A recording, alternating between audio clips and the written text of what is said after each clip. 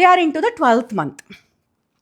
So one day, if you remember last time when we spoke, I told about the cousin of Sudeshna. Who is that guy? Kichaka. His actual name is Simhabala. What? Wait, I think You know it? Okay. Okay. Simha means lion. Bala means strength. Someone with the energy which is equivalent to that of a lion. So, and I also spoke about 105 brothers of Kichaka. Who are they? Upakichakas? Upakichakas. So, 105 Upakichakas and Kichaka. So Kichaka he's kind of a demonic personality. He's not someone who maintains any kind of decency. So he just enters the chamber of Sudeshna, just like that, without taking permission. So they are kings, queens, and people like that, right? So even if your cousin is coming, the courtesy is that they should take permission and then only enter. I mean, even nowadays, you just don't enter somebody's house just like that. You would give them a call, tell them that, okay, I'm coming at so and so time. Is it okay with you? Then you go. So similar protocol was maintained back then. So he doesn't even send a message to Sudeshna. He just enters. He just enters the court of Sudeshna. And when he enters, this lady Malini was serving. She was doing her own job and she was walking around. And this guy sees Malini.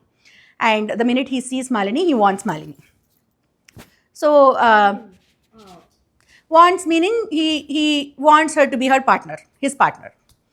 That is what, and he asks Sudeshna, he proposes that to Sudeshna. He asks Sudeshna, order this lady to come into my palace and be with me. Be with me meaning be my partner, be my something like that. And then Sudeshna says, no. She's not that kind of a person what you are thinking. You don't underestimate her. She seems to be someone who with 5 husbands and all 5 of them are Gandharvas. Don't invite trouble on yourself. This is not appropriate. And she's a Sairandri and her safety and her responsibility is mine. I'm accountable for anything that happens to this lady. So don't encourage or don't entertain these kind of thoughts in your head. Just forget about her. There is nothing that you do not have. You have so many. You already have your wife. You have every comfort that is that you need. Why do you want to invite troubles into your life? Don't do this. And then Kichaka. Actually, the discussion between Kichaka and Sudeshna is very interesting here. Kichaka says, if you do not help me, I am probably gonna die. I'm probably death is the only solution to this problem. Either you're gonna help me or I'm gonna die. The Sudeshna is in kind of a fix because safety of Matsyadesa largely depends on Kichaka. Kichaka is a very strong person, and nobody around Matsyadesa, they do not invade Matsyadesa just because there is Kichaka in this spot.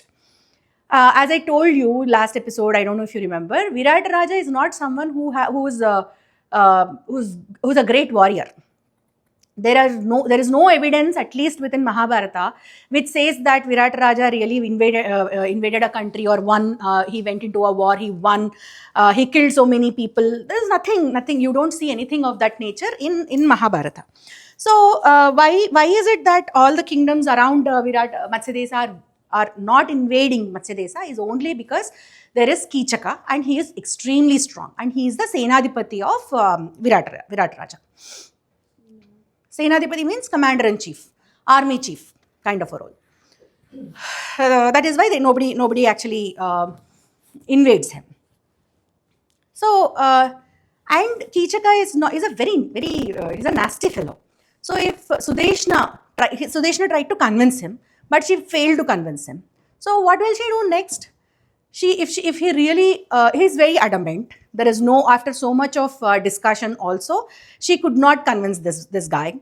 And she's really not strong enough, or her kingdom is not strong enough to go against Kichaka. So now she thinks to herself, this girl, Malini, is anyways telling me that she has 5 husbands and they are always protecting her. And my husband or my kids are not strong enough to go against Kichaka and protect this lady. My only option, if I have to protect my kingdom, my husband and my kids is to send this lady to Kichaka. Her husbands will come and protect her. If whatever she is claiming, if all that is true, they will come and protect her. If not, Kichaka will do whatever he wants. At least my kingdom and my family will be safe. She is very, very selfish in thinking so. And practically, that is the easiest option for her. She doesn't want to, she's a person who finds easy ways. That is what you will see with Sudeshna. And then she calls upon Malini and she tells Malini, I'm having a severe headache. And there is a liquor kind of a substance that is called Madira. That is there in my brother's palace. Go and get it for me. Then immediately Malini says, this is exactly what I had told you when I joined. Do not employ me or do not use me for anything that involves liquor, that involves what is the other thing? Gambling and things like that. So I told you already. Then Sudeshna says, I remember that. But you know what? I'm just asking you to go to my own brother. He is as good as me. So I don't see anything wrong. I'm not violating the conditions that you had put when you had originally joined. So there is nothing wrong. Don't think unnecessarily don't entertain negative thoughts. Just go. You will be in and out really quickly. He will give you that and you get it. That's all I want you to do. And first of all, do not irritate me so much because I already have headache. So with that said, Draupadi doesn't have a choice. Malini doesn't have a choice and she has to go to the palace of Kichaka. She goes. And when she goes, this guy actually tries to misbehave with her. He tries to violate her. And then she runs away from that place. She tells him, she warns him, she tells him that I have 5 husbands, you're inviting trouble on yourself. All these things she tries to school him, but nothing really, there is no sense in his head. So, Lasya. What do you mean, like, violating? Violating means if this girl said that I don't want to be your partner, I don't want to be your wife, he's forcing her. That is what he's trying to do. And then she finds a way and she runs away from that place. Kinda bettu, Dani. Put it on the floor. Yeah. She runs away and she's running on the streets of the Matsya Desa, and she goes running into the palace of, not palace, the Sabha of Virata Raja. He enters the Sabha. And in the Sabha, who is there next to Virata Raja? Who is always there along with? Valala is in the kitchen. Kankabatta, you're right. Kankabattu is always there along with the king. He's seated next to the king. And this lady enters crying. She's weeping. She's in a very... she's a person who's crying and her hair is haphazard. She would have put kajal, right? And the kajal is spread smudged all over the face. So she's in distress. If you look at her, anybody can say that she is in distress. She enters into the palace. She cries so much. And then people ask her, what's wrong? What is going on? And then she narrates the entire episode, whatever has happened between her and Kichaka in the palace. Virat Raja doesn't talk. Virat Raja doesn't speak up. Then she questions Virat Raja in front of everyone. What does this mean? What does your silence actually mean?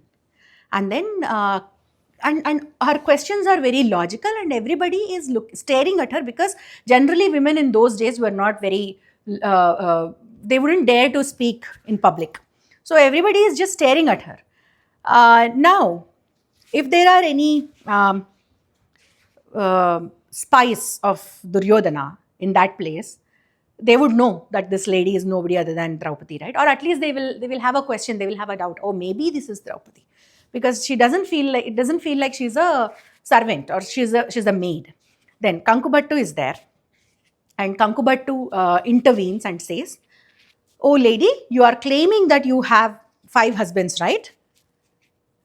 Get away from this palace. This is not a place where you can come and behave like this.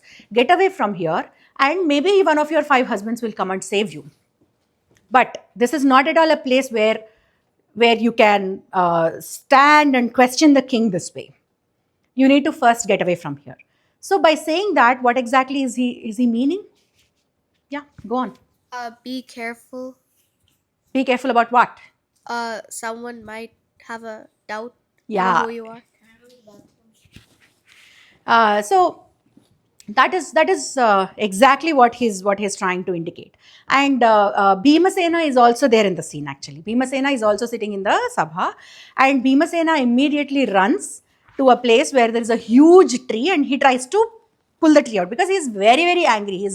He cannot see Draupadi in that kind of a situation. He tries to pluck the tree. Then Kankubatu immediately intervenes and says, Valala, why do you have to be so ferocious if you need some wood for your cooking? This is not the way you will pluck. You cannot pluck trees for your wood. Calm down. Do the appropriate thing. So he's kind of sending encrypted messages. I mean, how do I say this? Codes. Codes. In codes, he's trying to send messages in a code language, in a signal language.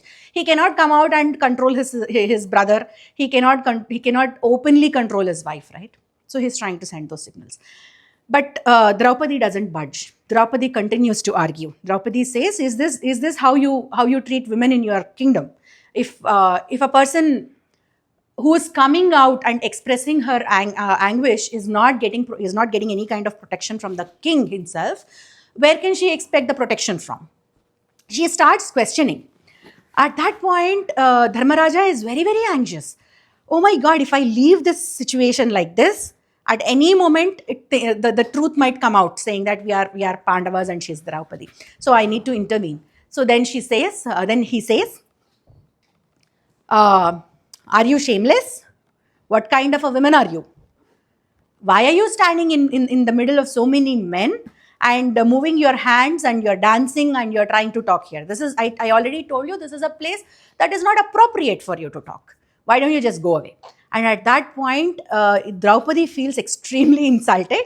Draupadi is like, because this is the second time this kind of a thing is happening in her life, right? First time when she was dragged into the court by Dushasana. This is the second time, and both the times she is not getting the protection from her own husbands. Even in the first case, they were around her. In the second case, two of them are here, but they are not taking any action. Bhimasena wanted to, but he was controlled. Then she says, "What more can I do other than dance? Because one of my husbands is already teaching dance." She says that, and Dharmaraja is awestruck at that moment. Dharmaraja did not expect this kind of answer from her, and he is scared. He is worried at the same time. He is worried of the consequences, and with that said, she leaves the place. He is worried of the consequences because Bhimasena was there witnessing the entire thing and witnessing the pain of Draupadi, and he already went on to pluck the tree. That is point number one. And then the second thing is, what if people connect to that statement and think that Bruhanala is her husband? Nobody thinks like that, but because Bruhanala is not a man at this moment. So Draupadi also calculated her response and gave it to him. Draupadi also knew that people would never imagine Bruhanala to be her husband. But she wanted to give a fitting answer to Dharmaraja. Right? With that said, she leaves. She goes back to the palace, and Sudeshna is waiting to hear the news that, okay, all these 5 Gandharvas killed Kichaka. Because Sudeshna knew for the fact that her brother is going to get killed no matter. If not today, tomorrow. It's just a matter of time. This guy will be killed. But she doesn't want to take any action. So it's the inaction of all these people. You see, people are just not taking the right action here. The king also did not say anything. The queen also isn't saying anything. With a very innocent face, Sudeshna asks, "What happened? What happened to your face? Why is your face so black? What happened to your kajal? What happened to your bindi? Why is everything displaced? What happened?" Then Sairendri narrates the entire thing to Sudeshna, and Sudeshna tries to console her, but then Sairendri says, "The time for this guy, the days for this guy are numbered. All of my 5 Gandharva husbands will see his end." With that says, she goes into her place. She goes into, and the night. It is the night. She tries to sleep, but she cannot sleep. She's crying. She's weeping. And she She's so angry that nobody is really helping her. She's very, very angry, and she's recollecting the words of Dharmaraja, and she's even more angry. And she's thinking about all those days that have passed in Aranyavasa, and she's also thinking about the day when she was dragged into the court by Dushasana. And in none of these in none of these scenes, or in none of these uh, situations, she got any kind of help from any of her husbands.